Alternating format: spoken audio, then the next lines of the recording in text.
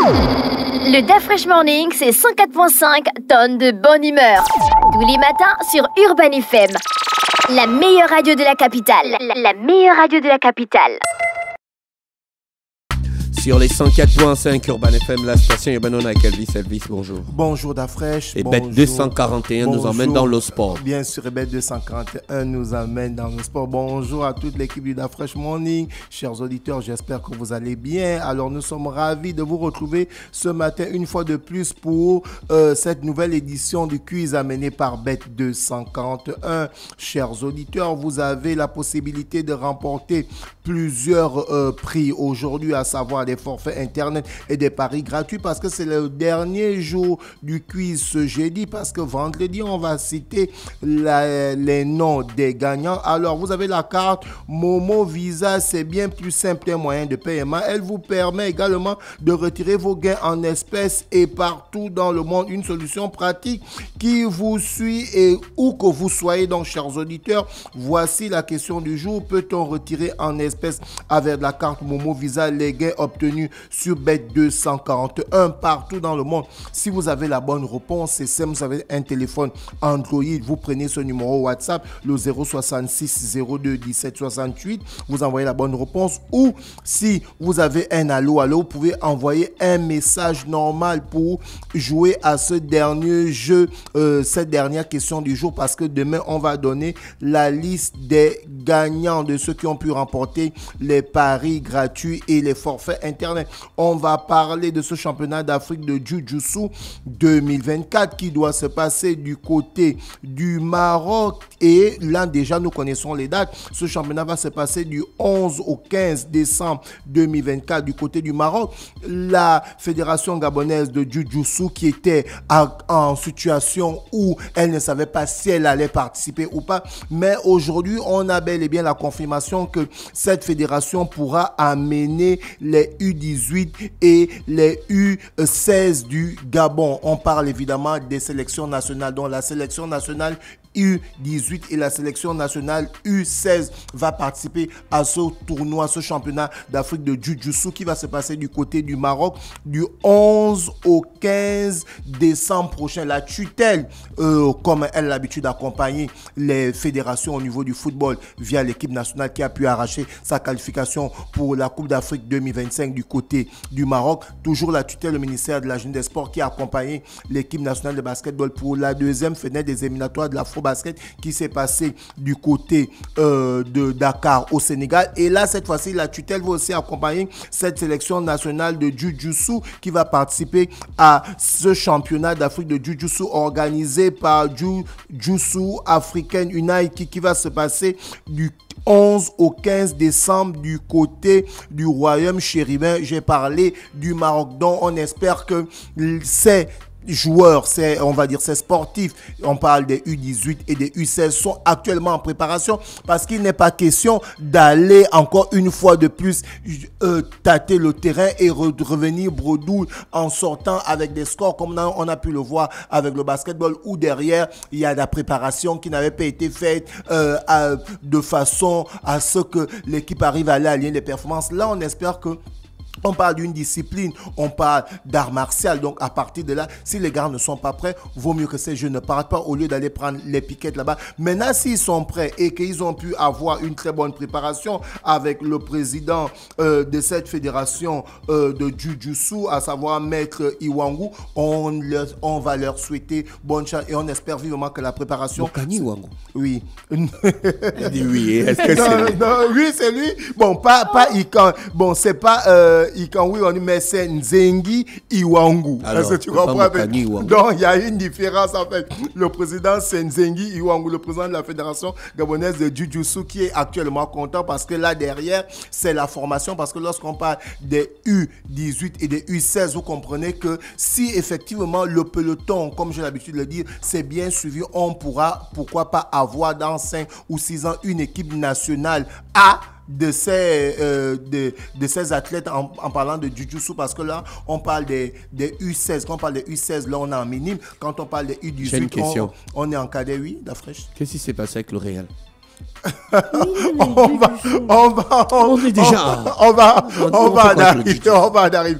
On va en arriver. Et le championnat national et le championnat national de première division du Gabon a donné son classement. Pour la première journée, on a les 13 clubs qui sont actuellement en tête. On a évidemment Asdikaki qui est en tête avec 3 points parce que Asdikaki a remporté son match face au Cerf Mounana. C'était un match forfait, donc ils ont remporté 3-0. Donc Asdikaki qui est en tête, suivi du Football Canon 105, 3 points, suivi de Vautour Club 3 points, suivi de Boingidi Sport, le club préféré de Didier Dafresh, 3 points. Ensuite, en 6e position, on a Manga qui a 1 point. On a le Sandberry Sportif de René Ruth qui a 1 point. On a évidemment le Stade Manji avec 0 point. Athlétique Club de Lambaréné 0 point. Cerf Mounana 0 point. Athlétique Club Bilbao. Non. Lambaréné Athlétique Club 0 point. Mounana 0 point. Stade Benjé 0 point. Lozo Sport 0 point. Et le dernier au sorti de cette première journée, c'est l'Union Sportive d'Oyem qui est dernier avec 0 point. Donc voici le classement au sorti de la première journée de ce National Foot. Et on a le championnat de deuxième division qui va bel et bien démarrer ce samedi 30 où on aura des oppositions suivantes. On aura le Football Club de Missile qui va recevoir l'US Akanda. On a Ombilan Zemi, l'ancien l'USM. Vous vous souvenez du procès entre l'USM AG et l'USM de Libreville. Et bien derrière, ils avaient statué que l'USM AG est plus ancien. Donc du coup, il fallait qu'Ombilan USM puisse changer de nom. Et derrière, c'est devenu Ombilan Zemi qui va recevoir Mwanda FC et Stade Migoveyen qui va recevoir Mouli FC. Donc on va revenir demain vendredi pour vous donner le tableau complet des résultats, des affiches de première division et de deuxième division pour le National Foot, comptant pour la deuxième journée pour la première division et la première journée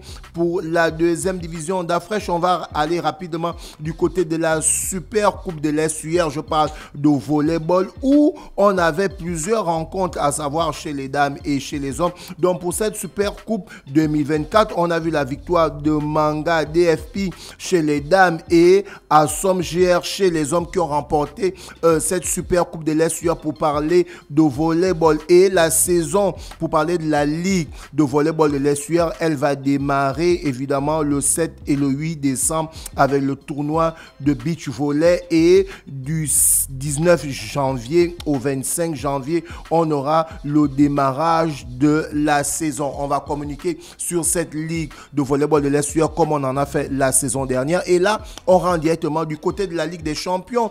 Comme Dafresh venait de le souligner, on a eu plusieurs matchs, à savoir, on avait 9 matchs qui se sont passés pour le compte de la 5e journée de la Ligue des Champions. Il faut souligner que la Ligue des Champions a changé. Cette année, on a 36 clubs. Et dans les 36 clubs, il y a chaque club qui a 8 matchs. Et au sorti des 8 matchs qui seront joués par chaque club, les 8 premiers seront qualifiés pour les 8e de finale. René Ruth, est-ce que tu comprends? Ensuite, du 9e au 18e, ceux-là vont aller jouer les barrages pour être on va considérer ça comme les 16e de finale. Et ceux qui sortiront vainqueurs de là vont aller retrouver les équipes qui vont jouer les 8e de finale. Donc, du 9e au 24e, ils vont aller jouer, évidemment, ces 16e de finale. Et ensuite, ceux qui seront qualifiés vont aller retrouver les 8 qui ont été qualifiés pour les 8e de finale. Et du 25e au 36e, ceux-là seront directement éliminés. Il n'y aura plus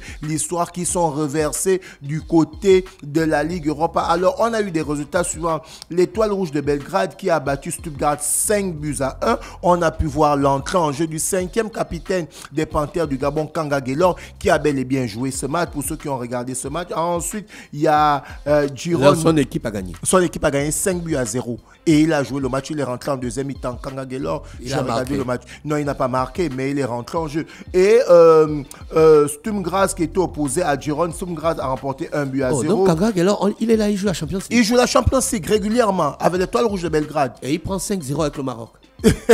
Notre Kanga. Notre Kanga qui est là. Et, bon, mais d'Afroche, la dernière journée face à la RCA du côté du stade de Johannesburg, le Gabon a gagné 1-0. C'est lui qui avait transformé le penalty. Tu as oublié. Donc, un joueur de haut niveau reste un joueur de haut niveau. Quand l'équipe coule, lui aussi coule. Quand l'équipe gagne, lui aussi gagne. 5-0. Non, c'était pas 5-0. C'était 5-1. C'était 5-1. 4-0. Pourquoi tu vas annuler? C'était 4-1 au Maroc, 5-1 au Gabon, donc ce qui fait un total de 9-2.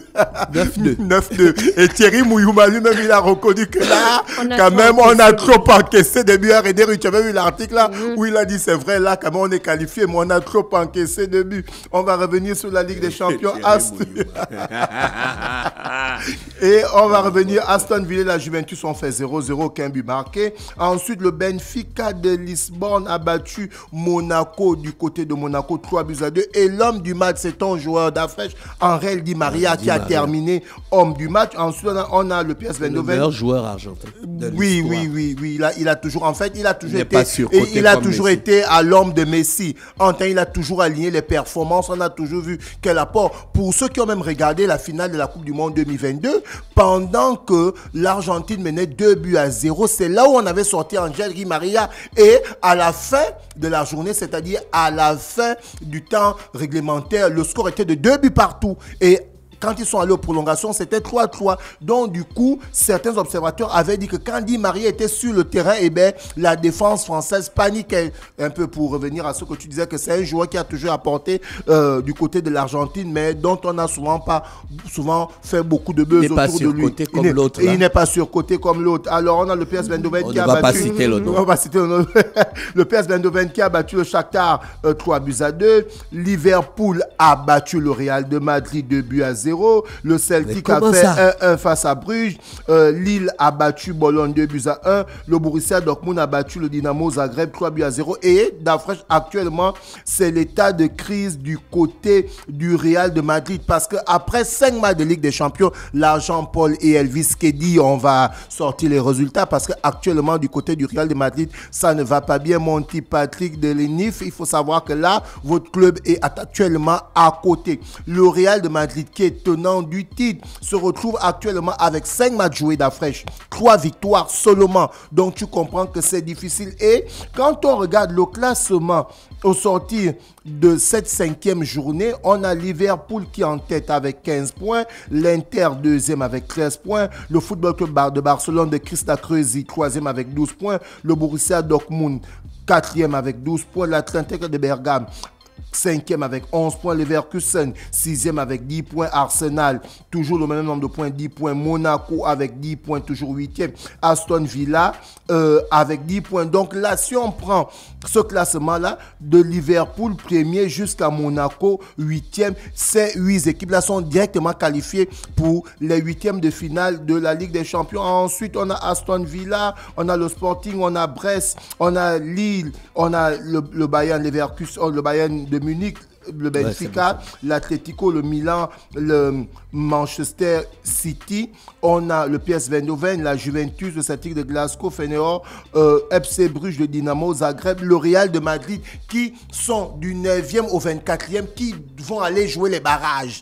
Tu vois un peu. Parce que les 8 premiers sont directement qualifiés pour les 8e de finale. Maintenant, du 9e au 24e, eux, ils vont aller jouer les barrages en aller-retour qu'on va qualifier de 16e de finale. Et du 25e, le Paris Saint-Germain jusqu'au 36e, les Young Boys de Berne sont éliminés. Il n'y a pas l'histoire que vous seriez encore... Le PSG est éliminé. Le PSG, actuellement, le PSG est complètement éliminé. Tu comprends? Donc, du coup, il n'y a plus comment c'était à l'époque, quand vous êtes 3e, vous serez reversé en Europa League. C'est terminé. Donc là, la 6e, la 7e et la 8e journée, ce seront des journées qui seront complètement décisives, parce que pour ces équipes-là, il va falloir remporter les matchs pour se retrouver dans le top 8, pour arracher la qualification, pour être directement qualifié pour les 8e de finale. Tu vois une équipe comme le Real de Madrid qui a 15 Ligues des Champions, qui est tenant du titre, aller jouer les barrages pour les 16e de finale. Tu comprends que c'est pas quelque chose qui a été prévu. Le Real de Madrid, c'est une équipe qui joue généralement les premiers rôles. Donc tout le monde s'attend à ce que le Real de Madrid, comme Liverpool en tête, que ces deux équipes-là puissent être directement qualifiées pour les 8e de finale. Et les équipes qui vont aller jouer les 16e de finale, le Real Madrid sera tranquillement assis en train d'attendre ces équipes-là. Mais là, quand on regarde le classement, le Real Madrid fait partie des équipes qui vont aller au deuxième tour pour aller jouer les 16e de finale en vue d'être qualifiés pour les 8e de finale. On va revenir avec le sponsor. Chers auditeurs, comme vous le savez déjà, c'est le dernier jour du quiz amené par Bet241.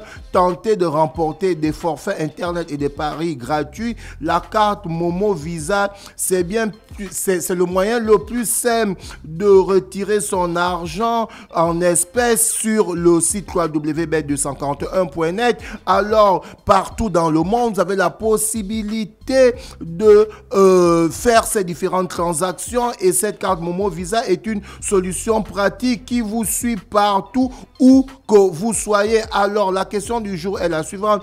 Peut-on retirer en espèces avec la carte Momo Visa les gains obtenus sur bet241.net partout dans le monde? Si vous avez la bonne réponse, chers auditeurs, et prenez déjà ce numéro, le 066 02 17 68, envoyez un SMS normal. Si vous avez un allo, si vous avez un smartphone, envoyez un SMS en envoyant la bonne réponse sur le 066 02 17 68 et tentez de remporter des paris gratuits et des forfaits internet. Demain, lorsqu'il sera vendredi, on vous donnera la liste des gagnants de la semaine. Merci Elvis avec nous ce matin sur les 104.5 Urban FM, la station Urban. Le DaFresh Morning, c'est 104.5 tonnes de bonne humeur. Tous les matins sur Urban FM. La meilleure radio de la capitale. La meilleure radio de la capitale.